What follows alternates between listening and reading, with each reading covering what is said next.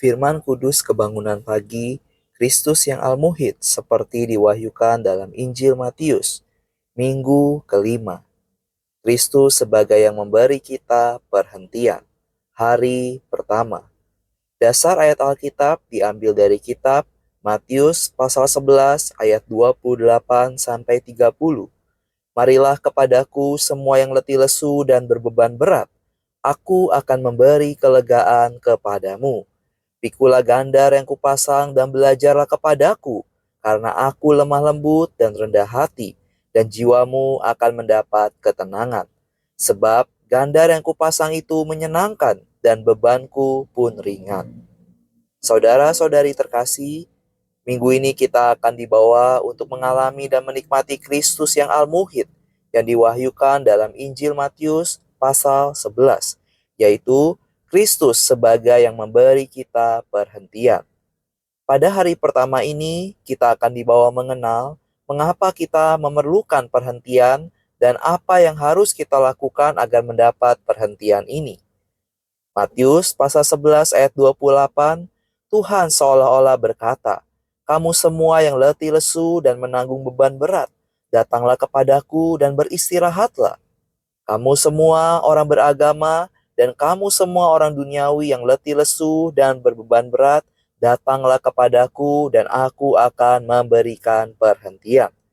Sungguh perkataan yang penuh kasih karunia. Letih lesu yang disebutkan dalam ayat 28 bukan hanya mengacu kepada jerih lelah untuk memelihara perintah hukum Taurat dan peraturan-peraturan agamawi, tetapi juga mengacu kepada jerih lelah dalam berjuang untuk berhasil dalam pekerjaan apa saja. Jadi, siapa yang berjerih lelah selalu memikul beban berat. Perhentian bukan hanya berarti dibebaskan dari jerih lelah dan beban di bawah hukum Taurat atau agama, atau di bawah pekerjaan atau tanggung jawab apapun, tetapi juga mengacu kepada damai sejahtera yang sempurna dan kepuasan yang penuh. Puji Tuhan saudara-saudari, kita memerlukan perhentian agar kita dibebaskan dari segala jerih lelah dan beban berat, sehingga kita memperoleh damai sejahtera yang sempurna dan kepuasan yang penuh.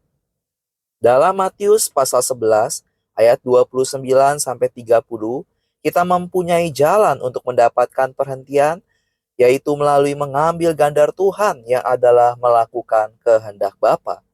Ini bukan diatur atau dikendalikan oleh tuntutan hukum Taurat atau agama, atau diperbudak oleh pekerjaan apapun, melainkan dikuasai oleh kehendak Bapa. Tuhan menempuh kehidupan yang demikian, tidak memperhatikan apa-apa selain kehendak Bapanya. Dia sepenuhnya taat kepada kehendak Bapa. Jadi, dia meminta kita untuk belajar dari dia. Kehendak Allah ialah gandar kita. Karena itu, kita tidak bebas berbuat sesuka hati. Sebaliknya, kita memikul gandar. Anak-anak muda, janganlah mengira bahwa Anda begitu bebas merdeka. Dalam pemulihan Tuhan, kita semua telah memikul gandar. Betapa baiknya memikul gandar. Gandar Tuhan itu menyenangkan dan bebannya ringan. Gandar Tuhan ialah kehendak Bapa dan bebannya ialah pekerjaan untuk melakukan kehendak Bapa.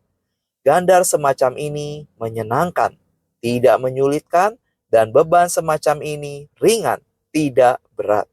Kata menyenangkan dalam bahasa Yunani berarti cocok untuk dipakai, juga berarti bagus, lembut, halus, mudah, menyenangkan, yang berlawanan dengan apa yang keras, kasar, tajam, dan sulit. Jika kita ditentang ketika kita melakukan pelayanan, dan kita melawan, kita tidak akan mempunyai damai.